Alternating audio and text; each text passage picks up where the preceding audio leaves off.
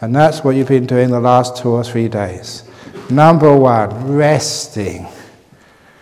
Because a lot of sloth and torpor when you do meditation is just because you are tired. The story I tell was when I was in northeast Thailand. We would get up 3 o'clock every morning. Over the road in Jhana, we're supposed to get up at 4 o'clock. We're slack when we come to the West, 4 o'clock in the morning. But 3 o'clock we'd always get up, and sometimes the smart aleck monks would get up earlier than 3 o'clock. You know what it's like, the peer pressure.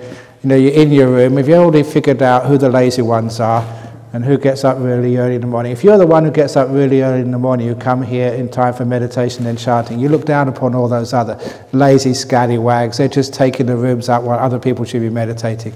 And if you're one of those ones who sleeps in, you think, you know, they're really up their own backside, those people trying to get up early in the morning. Who do they think they are? So sometimes it's that pride, that peer pressure, you know, runs much of what we do. So 3 o'clock in the morning I used to get up, sometimes earlier, you know, just trying to prove something, prove how stupid I was. That was the main reason I proved. But anyway, trying to get up early, 3 o'clock, and then you go and meditate for a couple of hours. Now, no fans, no air conditioners. It was in the jungle, and that jungle in those days was really thick. So it's 3 o'clock in the morning. So I was sleep deprived. It was really hot, and I was born in England. I wasn't used to hot, weather like that. Now, no cup of tea or coffee in the morning to wake you up. You just got up, glass of water, and off you went. And number 3, it was early in the morning, sleep deprived. Oh, you're malnourished. Because I've told you many times the sort of food we used to eat in those days: sticky rice and whatever crawled and slithered around the ground. You know, you name it, bugs, snails, frogs. We didn't have cockroaches, but the rats and all those sorts of stuff is what we used to eat. That's what the villagers used to eat. So, and it was even the frogs were malnourished, so we didn't get much protein out of them either. So, in other words, I was malnourished in a really hot climate I wasn't accustomed to, sleep deprived. And of course, in the mornings I would start nodding and going to sleep. And at the time, I thought that was because I wasn't mindful enough. I wasn't putting enough effort in my meditation. So you really try to screw your mind up and just really put forth effort and try all these amazing little tricks. One of the tricks we used to do was put the matchbox on top of your head. You take the cover off the matchbox, so you put the tray with all the matches on top of the head. So if you did nod, the matchbox would fall down and wake you up. And so it was a sign that you knew you were nodding. And it only took me 3 days using the matchbox technique, and I thought I'd conquered my sloth and torpor. I could sit for an hour and the matchbox wouldn't fall off. And I thought it was amazing. Just all you needed to do is to have some little bit of mindfulness to tell you when you were nodding, and then you could go overcome it. But then one of the other monks took me aside and said, I had my eyes open when you were meditating, Ajahn Brahm, and I saw that matchbox on the top of the head, and this is why it wasn't falling. You were still nodding, but instead of nodding like this, you're nodding like this.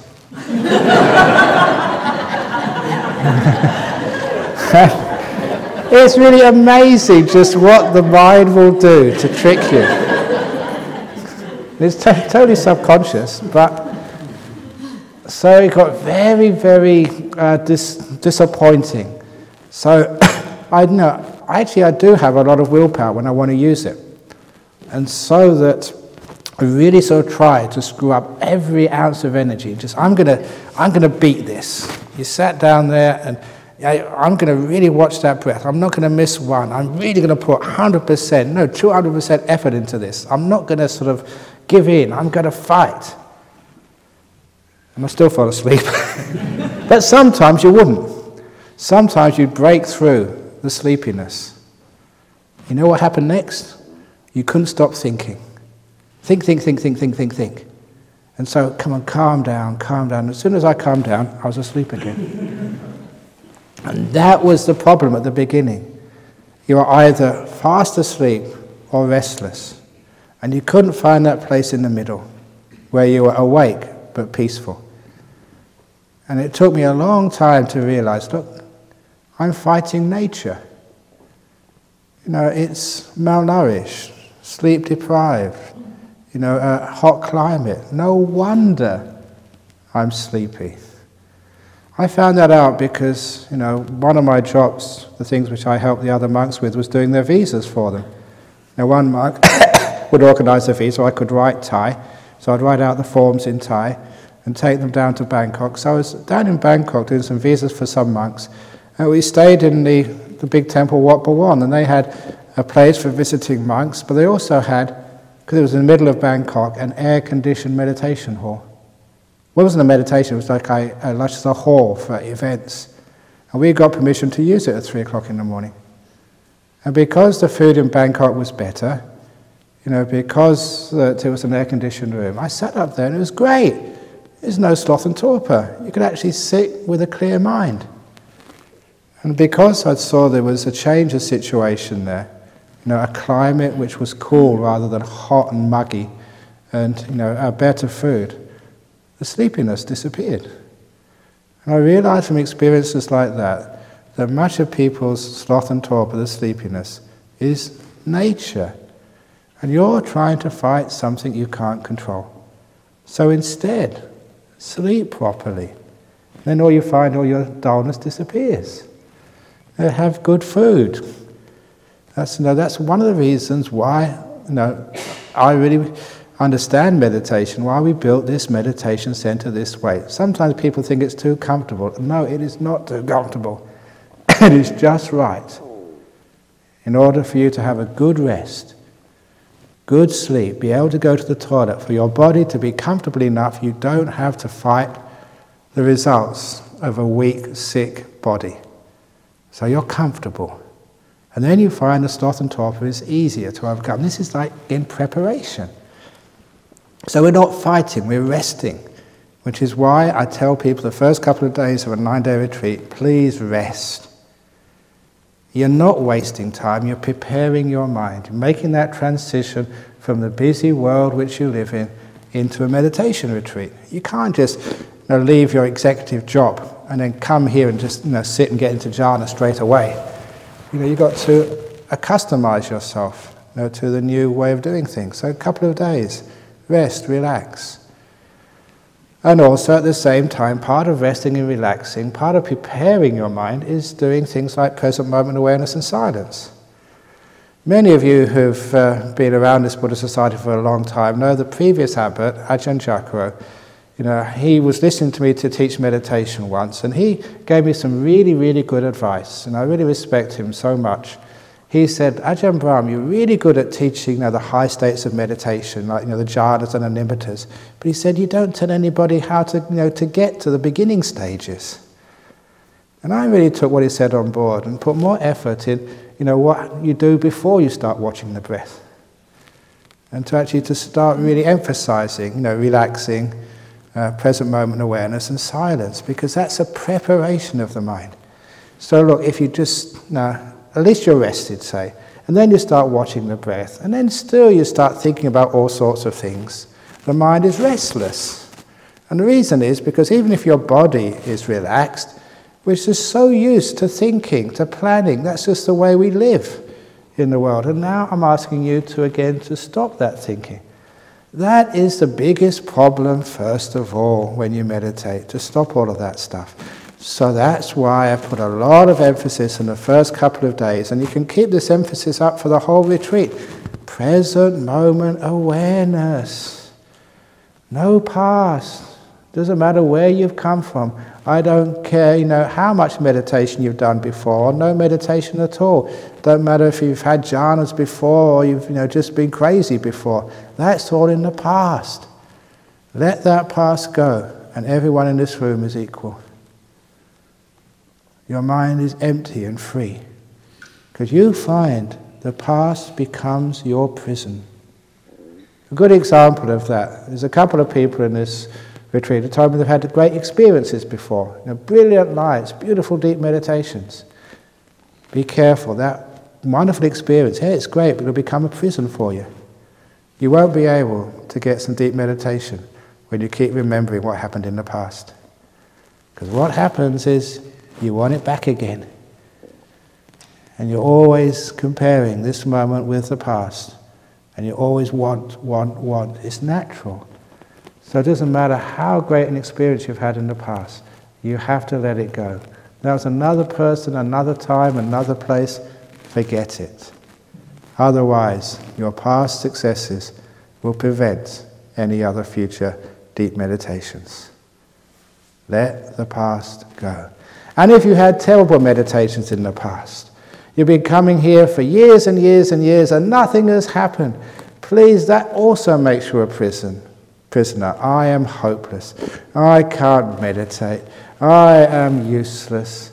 And again, you all know from basic psychology that if that's what you think, you will just live up to your expectation of being hopeless.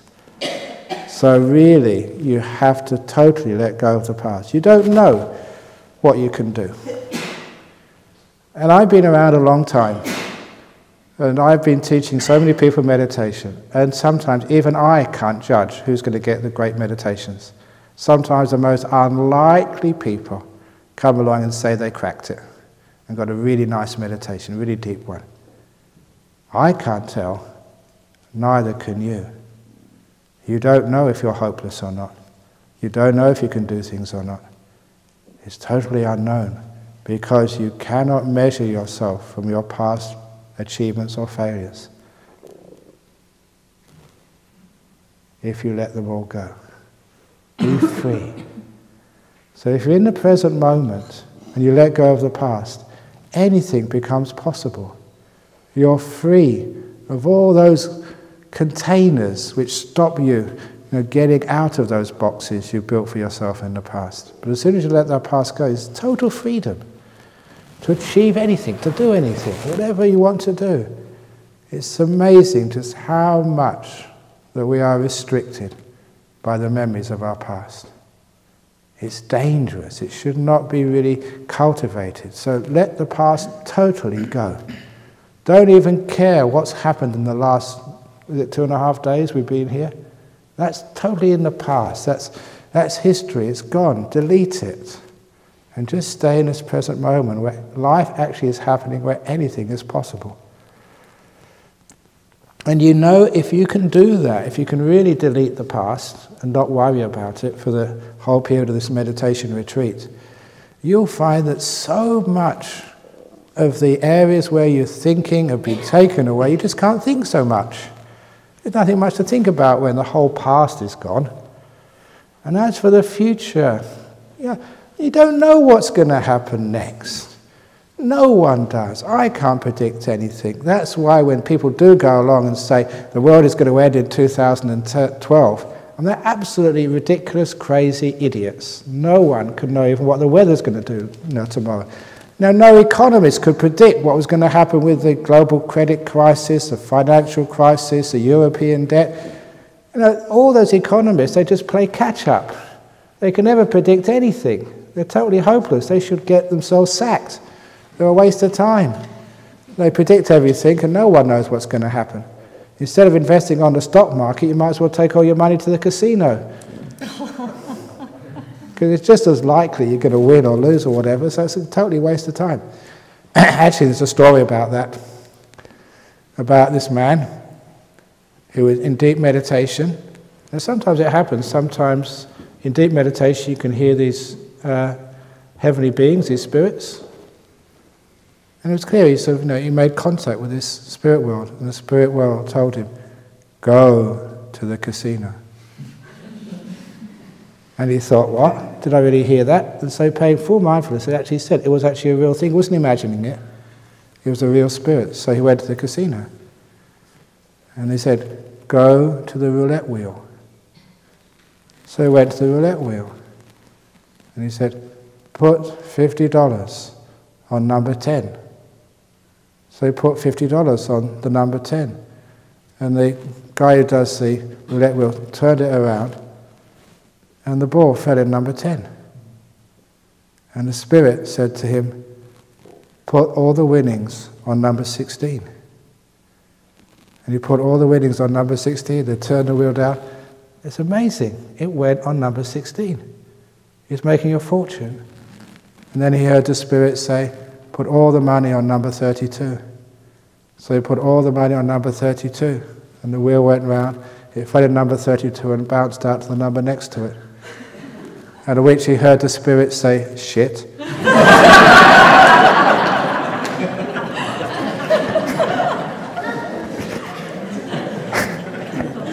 So not even the spirits can predict what's going to happen next. So forget about all the future stuff. The spirits get it wrong too. So when you can do that, if you can't actually do it, just imagine what it's like. Just imagine it. Just no past and no future. All you have at this moment right now. You can't think so much about it. You can't even control it. It's already here. It's a waste of time being negative about something that's already in front of you. You can't get rid of it. It's arrived.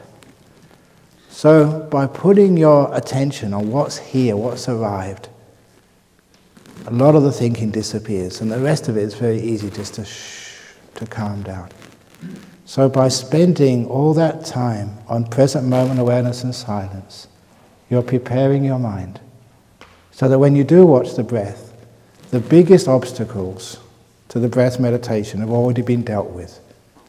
You've dealt with them before you start the breath meditation, not during, because otherwise you won't be able to succeed. Prepare the mind. And so then when you have prepared the mind, then you just invite the breath in. And it's easy to do.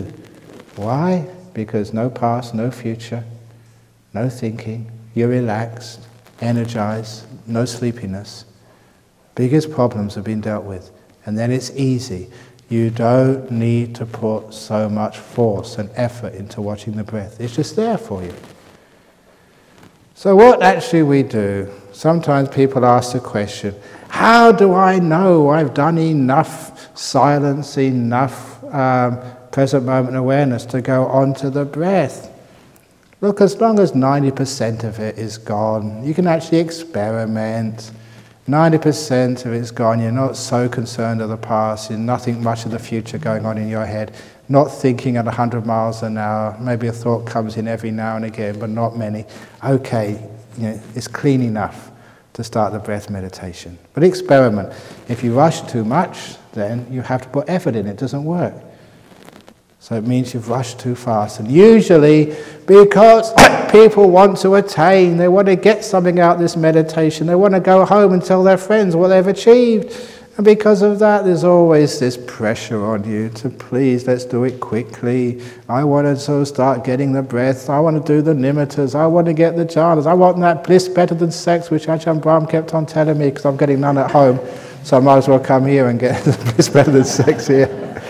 So there's all this wanting, and that is a problem. So, if you are going to err on any side, err on patience. Don't go too quick. Be patient. Because anyway, just being in the present moment and being silent is blissful enough. But if you really want to, okay, let's give it a try. Let's invite the breath in. And now, even the way I speak, you invite the breath. You don't go and grab it by the throat and drag it into your mind. That's not the way to watch the breath. That's what some people do. Right, come on, watch the breath. Come on, watch the breath. Where are you, breath? Come here. That is far too violent, and you can understand what would happen. You just get tense again. So invite the breath in. Just like, you would invite somebody into your home for a cup of tea. Now, if you invite someone into your home for a cup of tea or coffee, they will leave immediately if you haven't got a nice place for them to sit down and haven't got some delicious tea or coffee available. So your job is to be hospitable to your breath. Come in, breath. Sit down. How are you going? Be kind. That kindness, as I mentioned already, is so, so important. I was giving a lecture on meditation at this conference. The Tibetans do this conference every year all over the world on happiness or whatever conference. So one of the other presenters was one of these professors from Stanford University. He was doing research on meditation. And it's a big area of study these days, to research what other people do when they're meditating. But his experiment, he got half his students, gave them credits, he got some volunteer students, gave them credits for their degree, and to participate in this experiment. Half of the students, half of his sample, was sent to a retreat center for a one-day meditation retreat.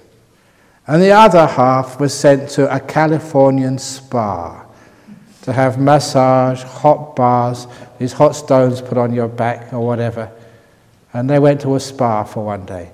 He wanted to find out what makes you more relaxed, the meditation or the spa. And they have all these tests. They can work out. It's not what you feel. It's actually they can test you. So a subjective test of how relaxed you are. And the results were astounding. They were not just about the same, significantly far, far more relaxed when you went to the spa. The meditation was making you more tense. And the reason was that was the mindfulness-based therapies without the kindness. And be careful. If you don't add the kindness into mindfulness, it doesn't work. It just makes you more tight because you force that mindfulness. So whatever you're aware of, you have to have that magical ingredient of kindness. When you're kind to what you're watching, it relaxes and you relax. Now I know that some people think, you can only be kind to people or to animals. You can be kind to anything. And I literally mean anything. There's this amazing story. I asked the guy many, many times, and he assures me, and I believe him now, that it's absolutely true. This happened. It was Mike. Remember Mike the Anagarika from Germany? He stayed a while at our monastery. I saw him, I think 2 years ago in Germany. He's gone back to Germany now. And while he was a student in some university in Germany, I think it was in Hanover, I forget, anyway, in some university in Germany, he was a student there. And on the first day on campus, he just happened to be walking past the ATM machine, and it made a sound. He called it like a gurgling sound. And he thought that, the ATM was welcoming me to campus. That's when machines make sounds, and we just anthropomorphize. We say, that's the machine, welcome me to campus. So he said hello back, and he sort of adopted that ATM machine. That was his machine, and he was always kind to it, and always wished it happy, good morning and stuff like that. And he was actually doing kindness to the ATM machine. And he said a few months later, he was sitting on a bench having his lunch. The ATM machine was a few meters away. And he heard the gurgle again. The ATM machine is saying hello to me. And then he saw a 20-euro note come out. And he couldn't believe it. Because he'd been sitting there for about 10 or 15 minutes. No one had gone past that machine.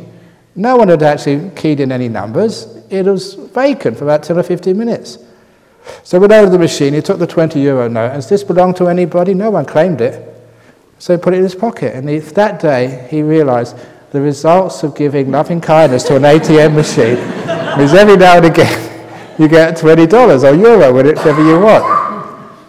So the moral of that story is, if you really practice loving kindness and meditation, you're a bit short of a few dollars. Go to the ATM machine. May all ATM machines be happy and well. May you really be lovely. May no one ever get angry at you. May all the people be kind to you. May they put the credit card in very slowly and gently. And may they never sort of bang you when it says you've got no money left in the account. May people treat you nicely and kindly, dear, and stroke the machine. Yeah. Nice. You might get 100 ringgit out if you're from Malaysia. That actually was true. It worked. He got 20 euros out from the ATM machine. Because he was kind. Do you believe that? It's true. So if you can be kind. Look, we used to have this old cement mixer years ago. I bought it. That was my mixer. And Other monks, they couldn't get it to work. And I would just stroke it and say, come on. And it would always work for me. Every time it would work for me. Other people, it wouldn't. And other people have told me they've done that with their car. Sometimes their car is not working. And they just go and stroke it. Come on. Be kind. It's really important. We'll give you a nice service next week, I promise. And the car works. Many times it's happened. People have told me that. So you can be kind to even machines. You can be kind to whatever you're watching. So the kindness doesn't need to be going to another being. It can go to things. So when you're kind to your breath will respond. It'll get all soft and nice. Just like, if I'm kind to you, you like to hang out. Oh, he's a nice kind monk, he's nice soft, I don't want to go anywhere. That's one of my problems. But if you're kind to the breath, it doesn't want to go anywhere. So when you start watching the breath, you invite it in, and you're kind to it. And for the rest of the time, you can imagine that breath as your friend. You hold its hand, and you walk together through the path of meditation. You're not its boss and master. If you boss the breath around, it will disappear. It will be restless. But if it's like you hold its hand very gently, you're walking down together, enjoying each other's company, then it will stay. Remember the kindness. Now, just a few details about how you watch the breath. Now, sometimes you can use words. I like to use practical examples. So, I don't know if you've been meditating for the last 100 lifetimes. I don't care. Now I want everybody to just close your eyes. And with your eyes closed, just breathe in and out 3 times. Count those 3 breaths, and at the end of the 3rd breath, open your eyes. Just count 3 breaths. At the end of the 3rd out breath, open your eyes.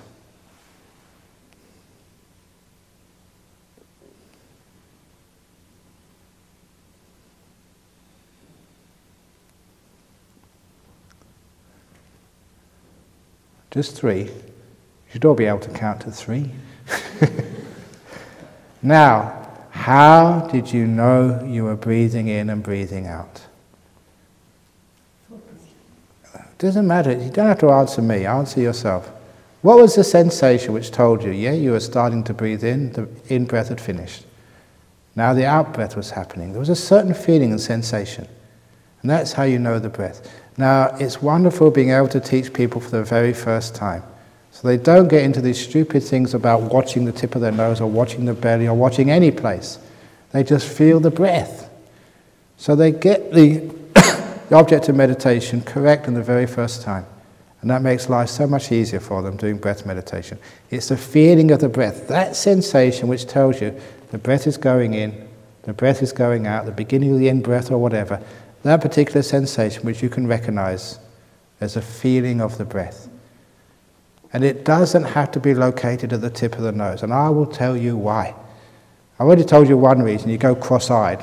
That's one reason. Another reason, many of you, like me, suffer hay fever or colds. And so I remember I was told to watch the tip of the nose when I first started meditating, but I had hay fever. My nose was blocked. I couldn't do it. They say, you had to, that's the only way to watch the breath. But I said, look, I'm not breathing there, there's nothing going on. And so, you know some of these meditation teachers are so inflexible. And I thought I could not meditate anymore. It was just, maybe in the nice seasons when my nose was clear I could meditate. The rest of the year I had to do something else. And then, of course, you figured out that actually, no, the next time somebody said, watch your belly. That was the Mahasi method. Just watch your belly go up and down. I thought, at last I can actually do breath meditation. But then when I became a monk, that didn't work either. If you watch your belly as a monk or on a retreat, when it comes to maybe 5, 6, 7 o'clock in the afternoon or evening, your belly is so close to your tummy, you start to feel hungry. And that's what happened to me. Watching my belly and I was watching my tummy, they were too close together. Oh, I'm hungry, I want something to eat. So that didn't work either. So, you had to figure it out yourself. And it was wonderful, that just insight which comes up. This is breath meditation, not belly meditation, not nose meditation, but breath meditation. Breath. And then I actually realized that I could always watch the breath, even with a stuffed nose, even being hungry, I was still breathing, I could still know the breath. And so I just focused on knowing the breath. The sensation which told me I was breathing in, breathing out. I didn't give a damn where that was located. Because I didn't even care about where it's located. That was not the point. Not to fix it on the body somewhere, but to fix the attention on the feeling of the breath. And that just opened up so much beautiful meditation for me. That's why I share it with you. Just be aware of the breath. And when you're just aware of the feeling of the breath, you know what the object is. Now, earlier on I did mention to you those 3 levels of recognition, familiarity and ease. So I'm teaching you how to recognize what this object is, the breath. And you will also notice, when you first start watching the breath, it becomes uncomfortable. It's no longer a natural breath. Because whatever you watch, you interfere with. The usual example of this, now I want you to observe the feeling of saliva in your mouth and throat. Can you feel the saliva? A few moments ago it was quite comfortable, now it's not. And the reason is because as soon as you watch it, you interfere with it. Should I swallow, should I not swallow? Even my saliva is uncomfortable now. That's much better. A few moments ago, because I wasn't really paying attention to it, it was just natural. This is what happens when you pay attention to something, you interfere with it. So when you first watch the breath, it's not a natural breath, it's not comfortable. So that's where you really need to put that kindness in. And when you put the kindness into the breath, it soon gets gentle. It becomes a normal breath again. You're just leaving it alone. Okay, look, I'm watching you breath, but you don't need to do anything. I'm kind. It's like some of you when you come to interviews. Sometimes you think it's an interrogation at Guantanamo Bay, the way that you look at me. Please don't hit me, Ajahn Brahm. Please don't torture me. Go on, you guys know me for such a long time. I'm a big softie. No one will ever do that. But sometimes people, they don't know you, so they're scared.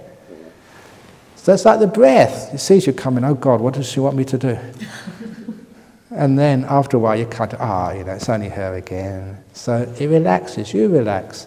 And that's when the breath gets natural. When it gets natural, that's when it gets pleasant. And the pleasantness of your object of meditation, again, is important. The kindness makes it pleasant. Whatever you're kind to. Look, you go and find the meditation retreat rabbit, Muti. If you hit that rabbit's going to bite you, and so will Dania. But if you stroke that rabbit, then Dania will smile at you, and the rabbit will sort of... How does it go? It goes... Go, sorry, I don't forget. It licks when you pet it. It licks you, yeah. So if you're kind to it, sort of it gives you kindness back. So if you're kind to your breath, the breath is kind back to you. That's how it works. But if you're vicious to the breath, come here, breath.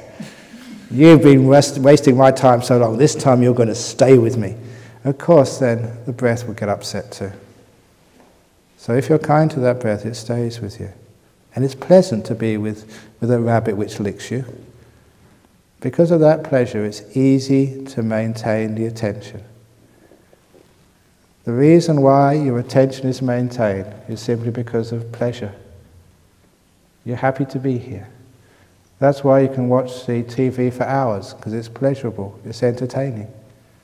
That's why I have to tell jokes to get you to pay attention to my talks, because then it becomes pleasurable.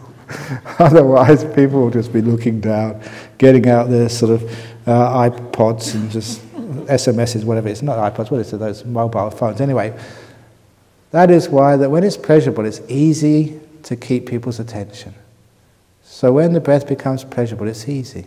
So there's always, from the very beginning, a certain amount of pleasure with watching the breath, if you're kind to it.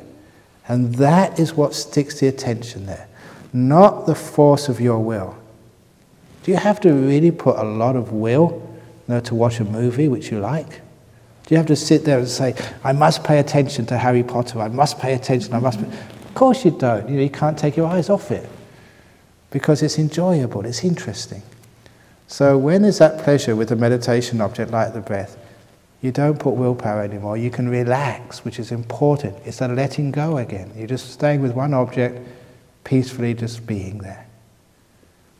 And that is why once you have the breath, first of all, just like going out from the lit room into the dark, you can't see so much. So when you first watch the breath, it's just a breath going in, a breath going out. But as you stay there longer, it develops. You start to see the beginning of the in-breath, the middle, the end. You start to see the gaps between the breaths, when the in-breath is finished and the out-breath is yet to begin. And then you see the very, very beginning of the out-breath, and you see it grow stage by stage to its peak and then fall away again. And it's interesting. The reason is because of that kindness, and because you are literally, your mindfulness is increasing in power, you start to see more. So you start to see the whole breath from the beginning to the end. That's one of the stages in Anapanasati.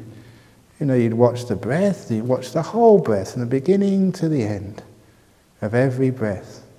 And sometimes people think, wow, that's so boring. What are you doing, just watching the breath? You're weird. But actually, the experience is something else. The experience is very delightful, very peaceful, and you feel great. The very first time I meditated on the breath in the Wordsworth Room of King's College, Cambridge in 1969. First time I meditated. And I remember the place, because it was one of those great moments in my life. 5 minutes of meditation, but going like, wow, this is really peaceful, this is really nice.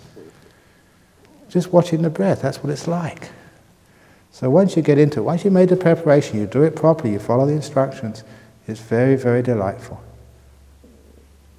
Should be, as the Buddha once said to his monks, it's one of the favorite quotes I have.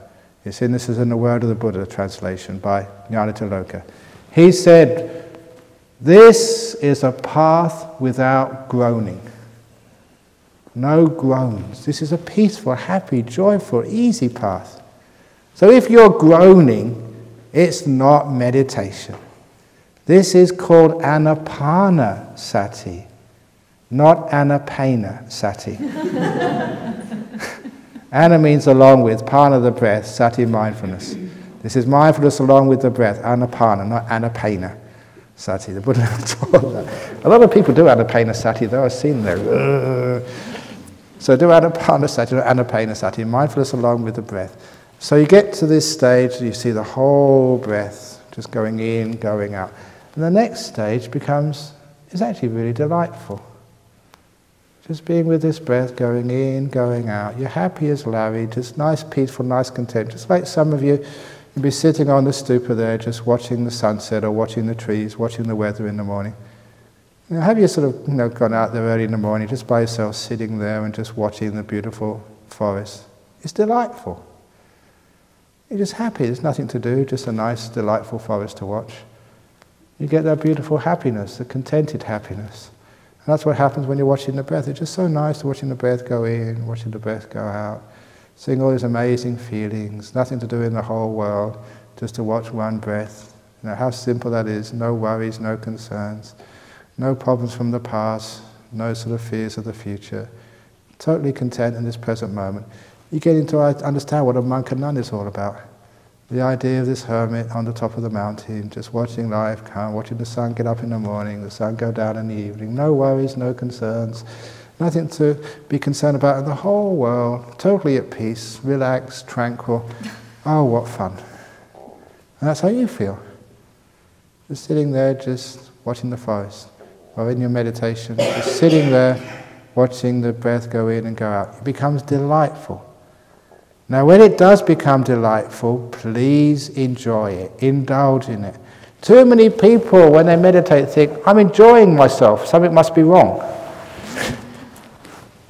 A lot of that is because of our conditioning. Because there are some monks, and I don't mind saying that they shouldn't be teaching, when they say, you'll get attached to that happiness. And sometimes, if I had any hair, I'd tear it out. because you're supposed to get attached to that happiness. That is the joy of meditation. Arana Vibhanga Sutta said, no, indulge in it, get off on that. There's no dangers in that type of happiness. You'd separate the two types of happiness, the happiness of the world, the amisa sukha, the five senses, the niramisa sukha, the happiness of meditation. Happiness of meditation, not bayita bang. I say wita bang, bahuri kata bang, baweta bang. I say it in Pali just to impress you. It means you should not be afraid of that. You should follow it, make much of it, develop it. That happiness of meditation, that's the words of the Buddha. And if you do indulge in those happinesses of meditation, if you really get off on them and get attached to them, he said, only 4 things can result in being attached to the pleasure of meditation. Only 4 results, not a 5th, not a 6th. Only 4 things can happen to you if you get attached to the pleasure of meditation. Number 1, stream winning. Number 2, once returning. Number 3, non-returning. Number 4, full enlightenment. The 4 stages of enlightenment. That's what you're supposed to do. That's what we're here for, to become enlightened. This is what happens if you indulge in the happiness of meditation. As said by the Buddha, Pasadika Sutta Digha Nikaya. I'll show it to you if you doubt me. It's right there, very clear. So when the happiness comes up, brilliant, well done. Enjoy it, get off on it. And you know that people are meditating well. Not when they come up and say, Ajahn Brahm, I just sat for 4 hours. I say, yeah, well, chickens can sit for 5 hours. I said, I've just had this amazing insight, seeing sort of the nature of the world. I said, look, there's a lot of people in the local hospital, it's Greylands over here, who've also seen the meaning of the world as well. And this is the meaning of the world. What's it called? Over there. All your great insight don't mean anything at all. And the length of time you meditate. But what, to a teacher, I really look for is your smile.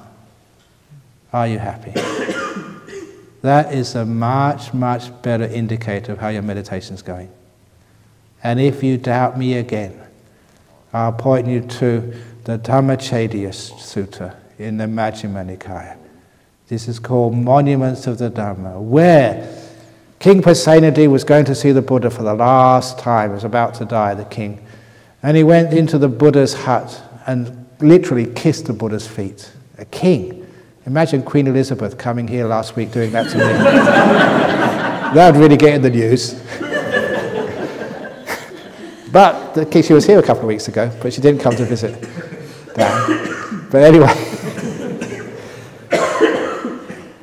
the king just was. I said, "What are you doing that for, great king?" And he said, "Look, I just love you, and I love this monastery. You know, this has been my local monastery. It just lives literally walking distance away in the city. And so I'm lucky. I've had a Buddha, as my guide."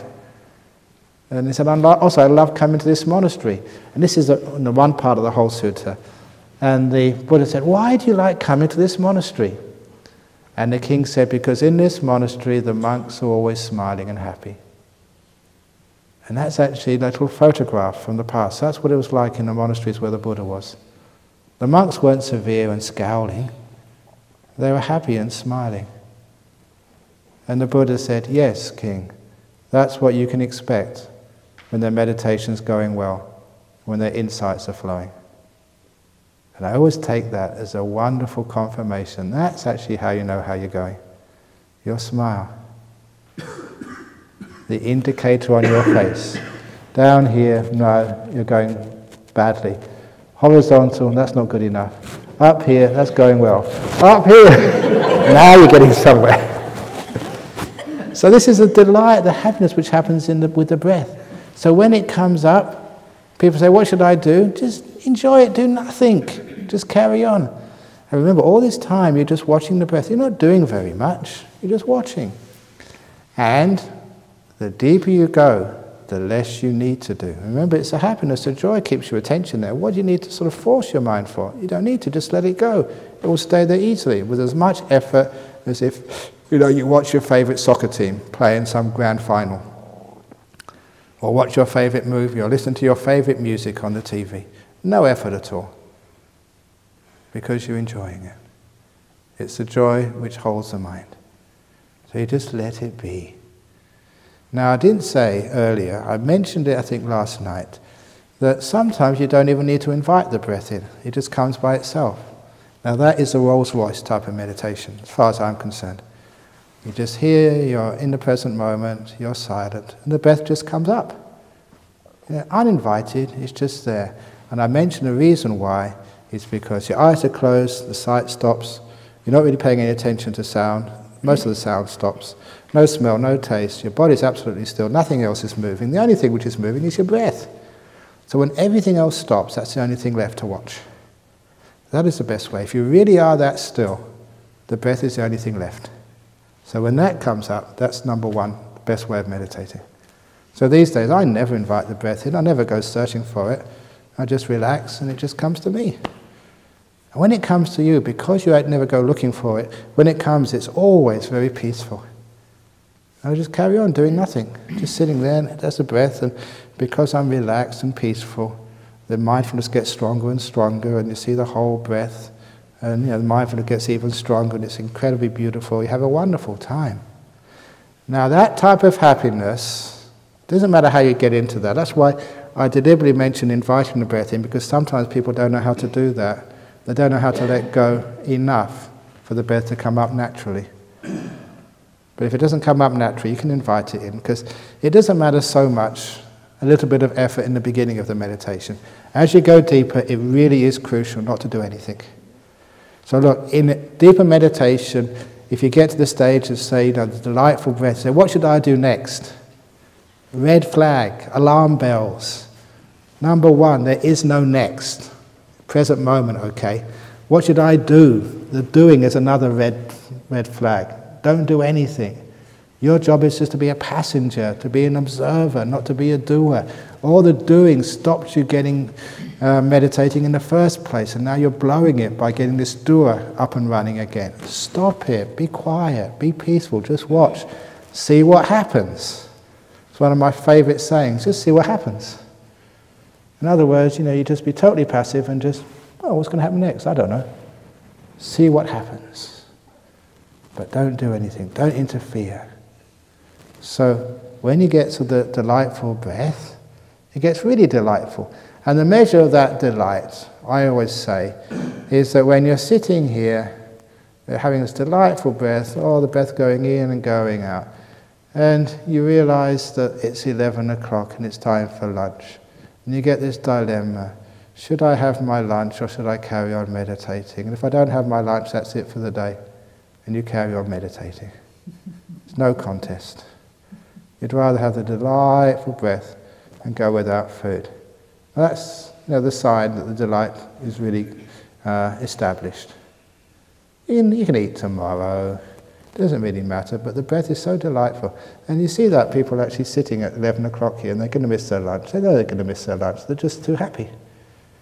What do I want to sort of get rid of this beautiful happiness for? Now that's the sign of the delight. And that's only the beginning. There's much more to come yet. That's just the entree into the bliss and the super bliss and the mega bliss and the giga blisses which are coming next. So what happens next is beautiful and just delightful breath, and it gets so smooth and so delightful and so happy, and then you notice there's no more breath.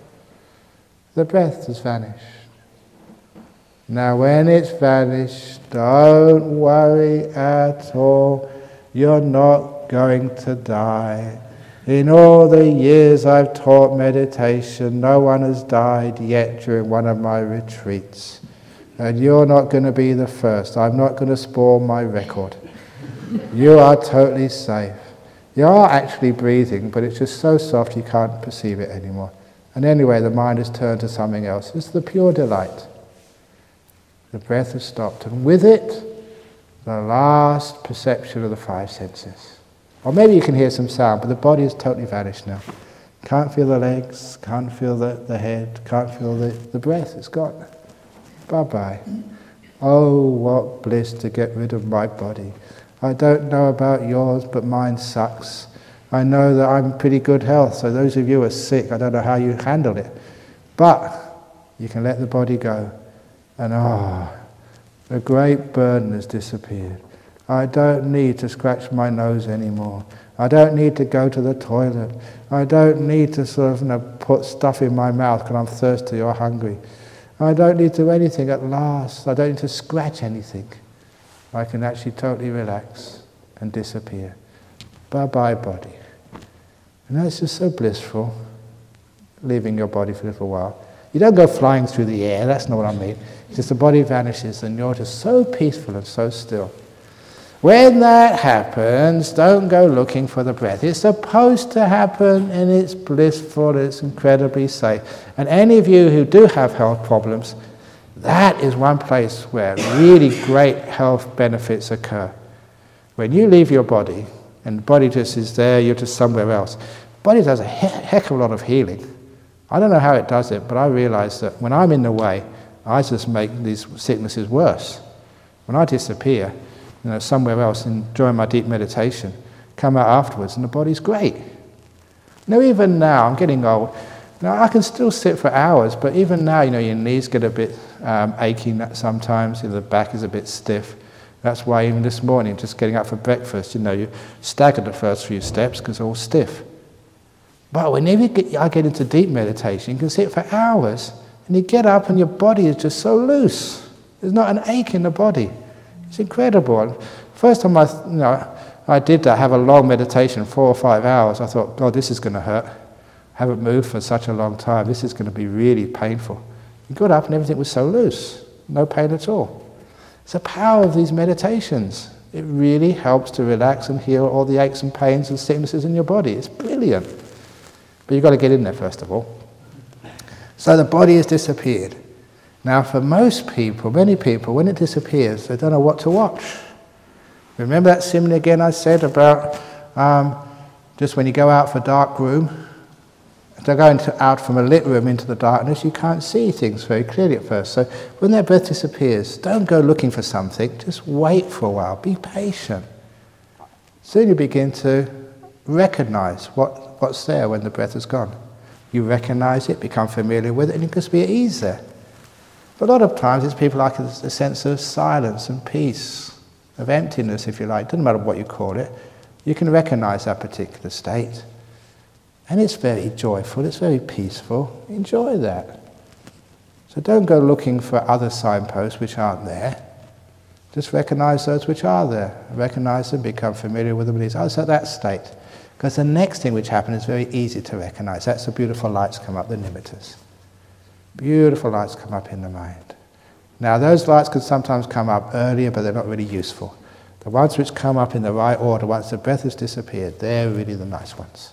But to understand more about those, you have to come here tomorrow. Because my time is up. And more is coming tomorrow. So, that is part 1 of Anapanasati. And just to sum up again, preparation is really important. You can try inviting the breath in if you like. If it's too early, you'll have to use too much force and it'll never really sort of work. So go back to basics, present moment awareness and silence, get those really going, and then you'll be fine. Make sure you've rested enough, fed yourself enough, exercised enough.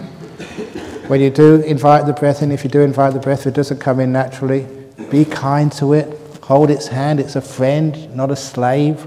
Treat it with kindness and it will stay with you.